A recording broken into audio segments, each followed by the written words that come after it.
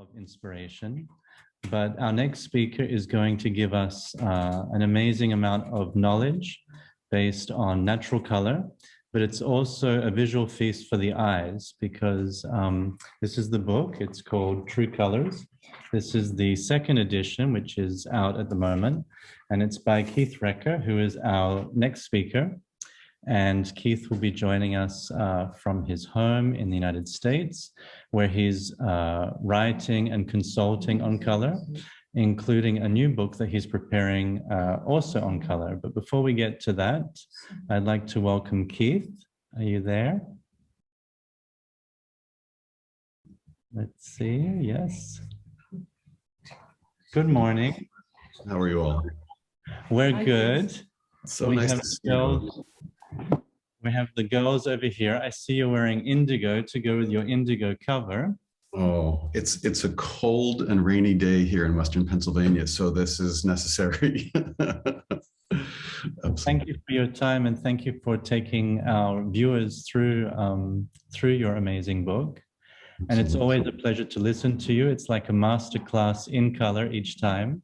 So I'm looking forward to it because I'm constantly learning from you. So take it away. The feeling is mutual. And thank you so much for having Satish this morning. That was incredibly inspiring. Let me share my screen. Let's see if I can do this properly. There it is. And let me go to full page. There we are. Is it? Yes, there we are. So yeah, I wanted to share a little bit about my journey toward true colors with everyone.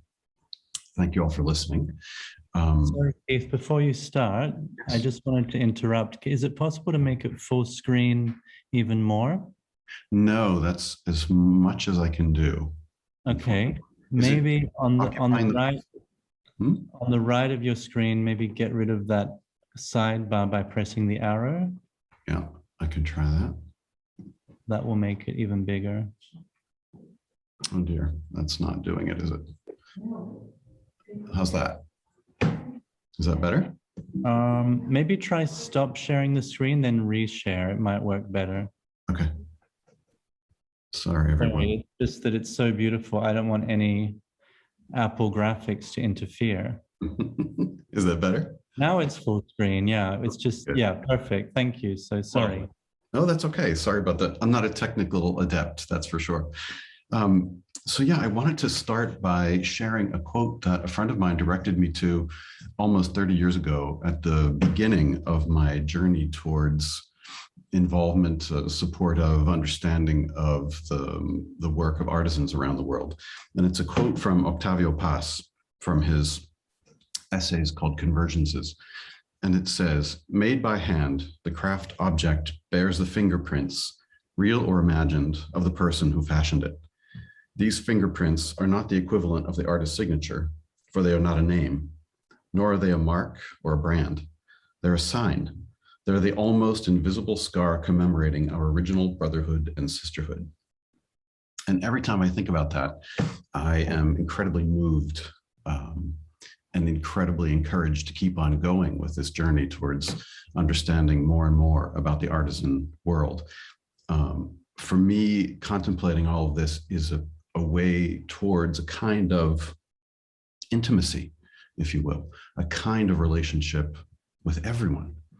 And it doesn't substitute, of course, face-to-face contact, conversation, but it is a way of coming to know people. It is a way of coming to know other thoughts, other ways of thinking, other ways of seeing.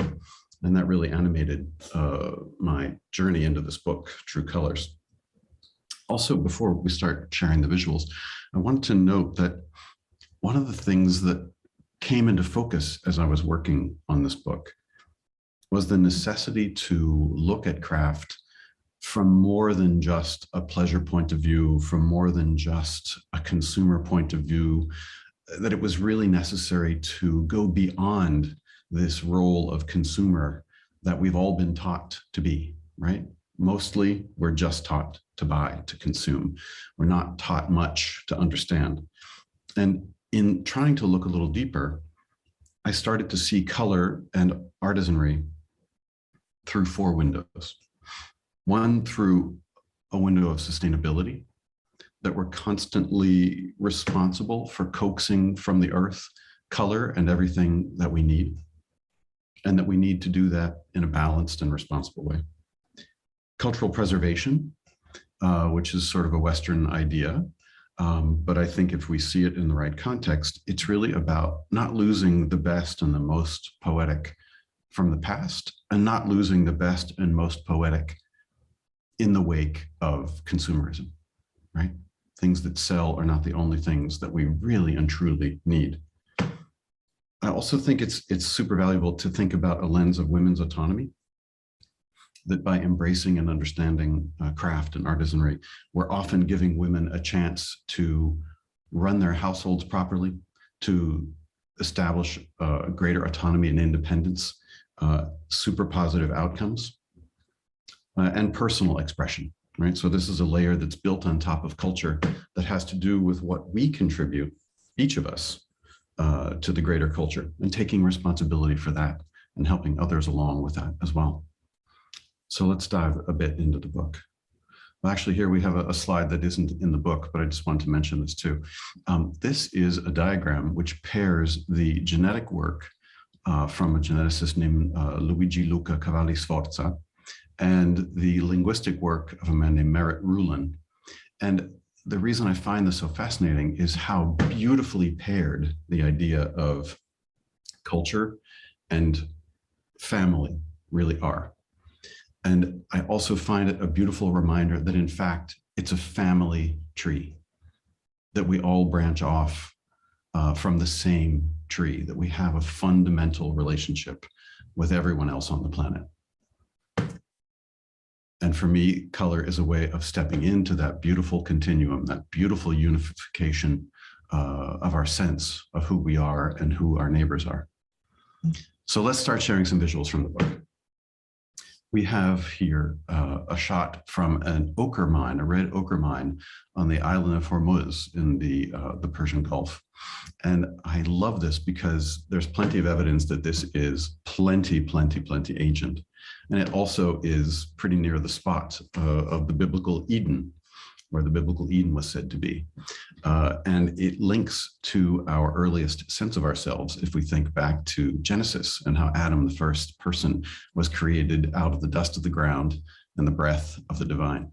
And here we are, right? Created from the ground with some kind of divine breath that we have to keep going and be responsible for. And Heidi Gustafson is an artist who helped open some of these doors about red, the most ancient color, the most ancient color of fascination for humans. There's evidence that many hundreds of thousands of years old that red ochre was an object of fascination to humans and pre-humans. We don't always know what red ochre was being used for, but there's evidence that refined red ochre was with us from the very early days.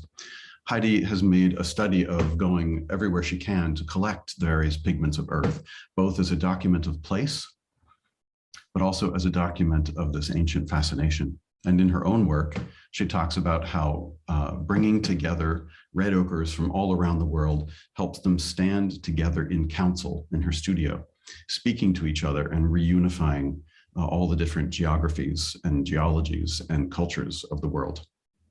And I love that thought. Here's a fellow named Fatilo Kenjayev. I got to know Fatilo on my first trip to Uzbekistan in 1999. Fatilo was by trade and by family a furrier and a teacher, but with the collapse of the Soviet Union and the Uzbek economy, Fatilo decided to become a natural dye expert. And through that, he revived some very ancient aspects of culture, Silk Road culture. He lives in Bukhara, which is a city on the Silk Road. Evidence that Bukhara is as old as 2,000 years old. And one of the colors that he's mastered is reds from madder. This is the madder root up top. And madder has many colorants in its roots. Some of them produce purple, some of them produce red, some of them produce ochre and brown. And depending on the metal content of the dyeing vessel for Fatilo and the mordants and the modifiers that he places in the dye vat, he can coax an amazing number of warm tones from madder. But just a quick look back at matter. This is a fragment from a quiver cover that's in the collection of the Metropolitan Museum in New York from Egyptian grave goods from an Egyptian official. This was dyed with madder. It is from Mesopotamia. So it made its way as a precious object of craft all the way to Egypt to be valued so much that it was part of grave goods. So the idea of artisan, the value of artisan work is present in this object. And here are some of the colors that Fatilo coaxes from the madder root. All of these warm tones, these warm ochres and oranges and reds come from this madder root. These photographs were taken during a visit to his studio in 2006, when the issue of Hand Eye that was about Central Asian craft was produced. It was a fantastic visit. Let's move to a different red. Let's talk about the red of Cochineal, which is the red of the Americas. The Cochineal beetle, which you see growing on the cactus paddle, it was domesticated by the ancestors of today's Zapotecs over 2,000 years ago. The by weight, 25% of the body of these beetles is carminic acid, which is still the safest red colorant that we know. It's still used in lipsticks. It was used in cranberry juice. I'm sure it still is in certain places, incredibly safe. But it's grown on these paddles of nopal cactus. It has to be harvested one by one and then let to dry. And after drying, it can be ground on this traditional stone metate into this gorgeous beetroot red powder. And from that dye, you can make an amazing array of colors. Now, this is Juana Gutierrez Contreras. Juana can dye 200 and some natural shades using only natural substances from her home around Teotitlan del Valle, and also some indigo from a little bit further south in Oaxaca. She does all of this dyeing with a notebook that's about 8 pages long with a few strands of yarn hanging from it to remind her. It's all in her mind, and she does it so beautifully and so peacefully. And so I was able to spend about a week with the Gutierrez family, and it was one of the best experiences of my life. You can see we started to pile up. We worked together. She allowed me to work with her to make about 25 different shades of red, purple, orange, pink, and coral, all based in her use of cochineal. Sometimes over dyeing, sometimes under dyeing, sometimes changing the alkalinity or the acidity in the dye vat, sometimes just changing the metal of the dye vat. Down below is her brother Porfirio. We went up into the mountains over Teotitlan to collect Tagetes lucida, which is the Mexican mint marigold, which is a marigold relative, and that produces a yellow that's used in some of these more yellow shades. Here are Porfirio and Juana. Surrounding them are rugs that Porfirio has woven using the yarns that Juana dyes. And my favorite of these is the more sort of checkerboard pattern down at the lower right. Porfirio realized after coming back to Oaxaca from a period of time in California, and he lives in California again, but as he was contemplating his reentry to his hometown and his traditional family life, he realized that woven straw mats called petates are a simple fact of life, that most people are born on a petate. Many people are wrapped in a petate when they die. You stand on a petate in church when you're married. When you're a child and you don't have yet the right to take a seat in church, you're seated on a petate. And he thought, I need to weave myself a petate of my making to acknowledge my transition back into this culture. And that series of work is just gorgeous. These are all reds made from cochineal. Let's go to green. One of the aspects of sustainability that I really loved learning about in the course of writing this book was that invasive species can often be used to create a beautiful natural color library.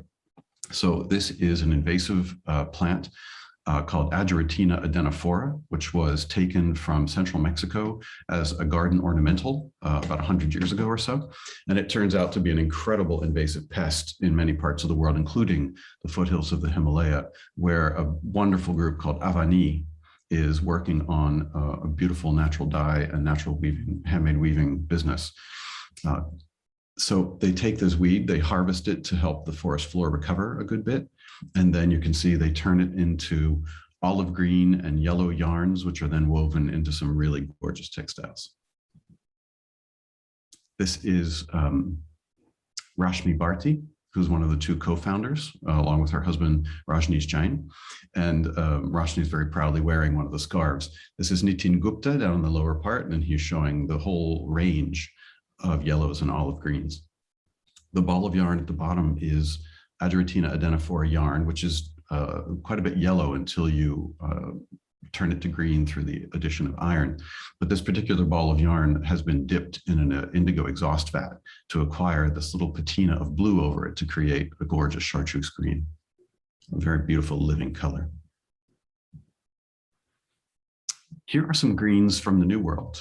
This is Nilda Kalanyaupa, who is the absolutely amazing organizer of the Center for Traditional Textiles of Cusco. She leads 10 communities of women weavers in the highlands of Peru to create these amazing textiles. She's given credit by the weavers themselves for having single-handedly been able to preserve this tradition by creating markets for the women around the world. You see at the top, it looks a bit gray in this picture, but you see at the top some sort of mossy green, green-brown yarns. These are made, where's the slide with the plants? There we are. These are made with two species of plant which don't look to be related, but are. On the lower right is Baccharis genisteloides, which is this strange sort of plant with three flanges of leaves radiating from a central stem. It grows in the eyebrow of the jungle, which is the eastern side of the Andes Mountains. And the damp from the Amazon basin curls up into the mountains and creates this kind of misty, wet biome. And it promotes a kind of fungus to grow on the leaves of this particular species of plant. And it's the combination of the plant and the fungus that creates these beautiful celadon and teal greens at the top of the slide. Right? The leaves that don't have the fungus don't produce much of anything. It's the symbiosis that makes the difference. And there's Nilda. And you can see in some of the textiles that she's holding and some of the textiles at lower right, these teals and celadons used to create kind of a radiant rainbow, which is, the radiant rainbow is part of the Incan symbol language. Here is one of my favorite stories from the book. These are marigolds, which are taken from a Hindu temple in Mumbai, the largest Hindu temple in Mumbai. A group called Adiv Pure Nature takes this waste and turns it into a beautiful vocabulary of yellows, ochres, and browns. This is an innovation. The founder of Adiv Pure Nature, whose name is Rupa Trivedi, realized that by tradition, temple waste is to be cast onto the waters. It cannot be treated like trash. It is to be cast upon the waters so that the blessings of the temple offering can dissipate back into the universe. But by casting it on the water, it creates its own kind of waste, right? The millions and millions and millions of marigolds that are used every day create their own kind of waste problem. And she wondered, well, surely there must be something better to do with these marigolds. And so she began to experiment. She's not a dyer. She's a sonic technician by trade, by training. She began to experiment with turning this into textiles. And here you see in her workshop, using the petals to create a contact print. There's no mordant used. There's just the petal and the steam. Actually, sometimes there is mordant used here. There's the petals and the steam, and sometimes a little bit of mordant, and that's all. And the work is absolutely gorgeous. She takes her practice to a place which I think is a beautiful example of where textile practice might go at scale. All of her people are trained from scratch. They have benefits. They have rights. All of the water is recycled. All of the natural dye materials are either waste or naturally grown. And the waste from the process itself, so the remnants of the steamed petals and the onion skins and the turmeric and the rose petals from the temple and the hibiscus petals from the temple, all of that waste is composted and returned back to the temple so that the temple can give its worshipers bags of compost to take home and enrich their gardens. So Rupa comes, I think, as close as I've seen to something that is truly and completely responsible. And I just adore her for it. And one of the things just to note is that this whole idea of this business came to her through a spiritual path. she was contemplating the festival of Ganesha and the solving of problems. And all of this kind of came together as part of a spiritual journey for her. Here's Rupa and her chief dyer, Mukhtar Sheikh, and two of the textiles that they make in the studio. And let's talk about indigo. I know that I am not alone in being a deep, deep fan of indigo. It's really super profound, super global. There are about 600 species of plants from around the world that contain the precursors to indigo. Woad is the European plant that bears indigo. I could go on and on and on about the various species and the color values. It's completely intriguing, but right now let's speak a little bit about indigo in West Africa. I love this picture of the cliff dwellings of the Telem people who preceded the Dogon people in Mali to live along this escarpment, which is called the Bandiagara escarpment. And this Telem settlement was explored by Dutch archaeologists in the 70s. And if you look at the top layers, you see these little sealed, almost beehive-looking chambers. These were burial chambers. And the Telem buried their dead with troves of textiles, which were naturally dyed. These textiles date back to about 1100. And of course, indigo figures largely in what was found. It was woven, it was resist dyed, it was tie-dyed, it was, the textiles are just absolutely gorgeous. So we know that indigo has been in this part of the world since at least 1100 and probably earlier. And probably one of the reasons that it was such a profound part of the tradition is that the Lonchocarpus cyanescens plant, which grows in West Africa, is the precursor for indigo in that part of the world. And it's incredibly rich in indigo content. It will stain your fingers when you rub leaves between your fingers. Absolutely stunningly gorgeous. And of course, Lee has been part of a group called Heartware for what now, 20 some years. And I was able to visit the indigo dyers and the textile makers who work with Heartware some years ago on a study trip with our friend Karen Petrosian. And these pictures were taken by Birgitte de Vos during that trip. So this is a ball of Lonchocarpus cyanescens leaves, which are couched. So that means they're set to decay a little bit, to dry, desiccate, decay a little bit before they're put in the indigo vat. This helps to break down the cell walls and make the precursor to indigo available in the dye vat, which you see at lower right. The dye vat tends to be a rather slimy green color, and the textiles which emerge from the vat are that kind of weird green until they reoxidize and turn blue again. Again, I could go on all day about the chemicals that are involved in the indigo process, about how mysterious and sort of revelatory it is every time you see a cloth come out of an indigo vat and oxidize into blue. Absolutely amazing. I put the picture here of the knot dyeing, the knot tying part of the process, because it was one of those amazing moments where you see craftspeople doing something with such incredible skill and such incredible fluidity and grace. And it made me want to be able to ground my feet with that kind of grace and skill in something. And it was one of the things that made me recommit to writing and going deeper and exploring these things. And I love, of course, the kimono it left, which was a Heartware piece from some years ago, because to me, it looks like a supernova of gorgeous color and thought and revelation. Here is Silikath, who's the leader of the indigo dyeing workshop that Heartware works with, and a couple of more photographs of the indigo. I love the tiny knots as well. This was the cloth that comes out of this particular tiny knot process. And those bigger knots, of course, create bigger starbursts. The indigo molecule is a little too large to penetrate the fiber in the way that other dyes do. And so it tends to wrap around the fiber rather than penetrate.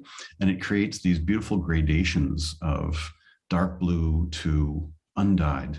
And along the borders, along the way, I feel like you can see every shade of blue that the indigo process is capable of. Another beautiful bit of textile from the studio in Benin of Heartware and Silikath. So let's go to a totally different dyeing tradition. These are the leaves of a ground-growing bromeliad called Hieronymus, Bromeliad hieronymi. And these tough, tough fibers are harvested and thigh spun and then dyed with bark and earth and one particular kind of berries in order to make these beautiful bags. You can see them being hand coiled. The little toe anchor keeps the tension on the string as these bags are being knotted. And it takes 437 meters of thigh spun and hand dyed yarn to make these beautiful bags. They're made by the Aoreo people. We probably only have 5 to 10 years left of this tradition. The reason it still exists is that it's a symbol of prestige for a man to carry a bag made by his wife, made of this natural fiber. And when that stops being a symbol of a status symbol, the tradition will go. I'm running out of time, so I'm going to speed up a little bit. This is a picture of Tishinda, the sea snail purple that is still being used on the Pacific coast of Oaxaca. There are only 19 or 20 Mixtec men who are licensed to go along the shore and carefully pluck the shells from the rock, milk the sea snail onto a skein of yarn that they drape around their wrists, and then replace the shell to live another day back on the rock. The Mixtec have managed this gorgeous resource for 1,500 years. It is now super endangered because tourism has come to this part of the world and local fishermen are harvesting all kinds of shellfish, this particular purpura panza included, to chop up as ceviche and serve to tourists. The background that you see here is a posahuanco, which the women of this Mixtec community wear as a wrap skirt, and they're dyed with cochineal, indigo, and tishinda, which are, they say, the 3 sacred colors of their culture. And these wrap skirts are buried with the women who make them as part of their grave goods. Gorgeous photographs. The one at right was taken by Marcela Echevarria, a mutual friend of ours. Just gorgeous. And then finally, I wanted to talk a little bit about Sasha Dewar. Sasha is a professor at the California College of the Arts, and she thinks of natural dyeing as a gateway drug for her students. And what she means by that is she's really referring to her mentor and teacher, Stephen Rockefeller, who was one of the drafters of the Earth Charter of the United Nations. And in the Earth Charter, Rockefeller speaks, and the other drafters speak about the need to educate young people about the true value of nature, and to do so not with data and science alone, but with emotional experiences, with true involvement and contact, multi-sensory experiences. Because Rockefeller says humans are capable of ignoring every single bit of data, but they can't ignore their feelings. And so until we cement feelings and knowledge, we're not going to step up and do the transformation that we need to do in order to keep this planet and each other healthy. So Sasha's work of drawing color out of simple things like rosemary, these blue grays are made with rosemary, or dyer's chamomile, which practically grows as a weed to get these gorgeous vivid yellows, or the raw leaves of Japanese indigo here, which create this gorgeous kind of daiquiri green, or all of these colors. There's examples of weld here, mimosa, spruce tips, even the vivid orange and yellow at lower left are from citrus peels. Sasha can coax color out of everything. And the smell of it, the experience of it, the generosity of all of these plants, which are so eager essentially to loan their color, is part of this emotional bond, I think, that we all need. Here we see the rosemary at left, pomegranate skins in the middle, and the mint at right. And yeah, I find that Sasha really puts all of true colors in a nutshell. That when we come to value the people who know how to make these gorgeous things, when we come to value the processes and the natural antecedents of all of these things, when we come to value the things that we live with and touch and wear, we start to be able to be in the emotional state that we need in order to make the changes that we have to make. So thank you so much for listening. And I love questions. I don't know if we have any time for questions, but I would love to answer any questions anybody has. Thank you so much, Keith. Always a pleasure.